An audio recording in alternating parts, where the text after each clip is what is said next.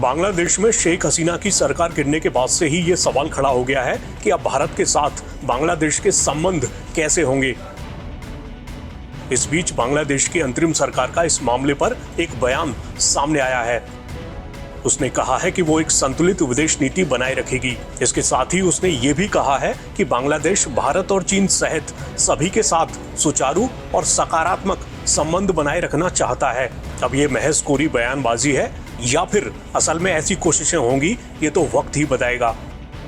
हालांकि बात शेख हसीना की सरकार की करें तो उसके भारत के साथ काफी अच्छे संबंध रहे थे। माना जाता है कि उस सरकार ने भारत और चीन को लेकर बहुत हद तक संतुलित रवैया दिखाया था। चलिए फिर से मौजूदा वक्त की बात कर लेते हैं। तो हुआ यह है कि बांग्लादेश की अंतरिम सरकार के विदेश मामलों के सलाहकार मोहम्मद तौहीद हुसैन ने विदेश मंत्रालय में अपनी पहली प्रेस वार्ता के दौरान कहा, हमारी नीति अपने राष्ट्रीय हितों की रक्षा करते हुए सभी देशों के साथ अच्छे संबंध बनाए रखने की है। हुसैन ने कहा कि ये मानना सही नहीं होगा कि ये अंतरिम सरकार केवल किसी विशेष दिशा पर ही केंद्रित है। इसके अलावा हुसैन ने कहा, हम भारत और चीन सहित सभी के साथ सुचारू और सकारात्मक संबंध बनाए रखना चाहते हैं।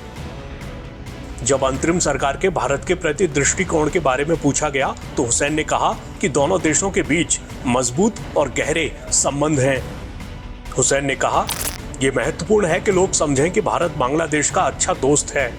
हम चाहते हैं कि इस संबंध को उस दिशा में आगे बढ़ाएं। उन्होंने कहा कि अंतरिम सरकार चाहेगी कि भारत इस संदर्भ में हमारे साथ सहयोग करे। इस बीच भारत में बांग्लादेश में हिंदुओं के खिलाफ हालिया हिंसा को लेकर चिंताएं जताई जा रही हैं। इस हिंसा के खिलाफ भारत में प्रोटेस्ट भी देखने को मिले हैं। खुद भारत सरकार बांग्लादेश के सामने ये मुद्दा उठा चुकी है। हाल ही में बांग्लादेश की सरकार के प्रमुख मोहम्मद यूनुस को शुभकामनाएं देते हुए भारतीय प्रधानमंत्री नरेंद्र मोदी ने कहा था, हम हिंदुओं और अन्य सभी अल्पसंख्यक समुदायों की सुरक्षा सुनिश्चित करते हुए सामान्य हालात की जल्द वापसी की उम्मीद करते हैं।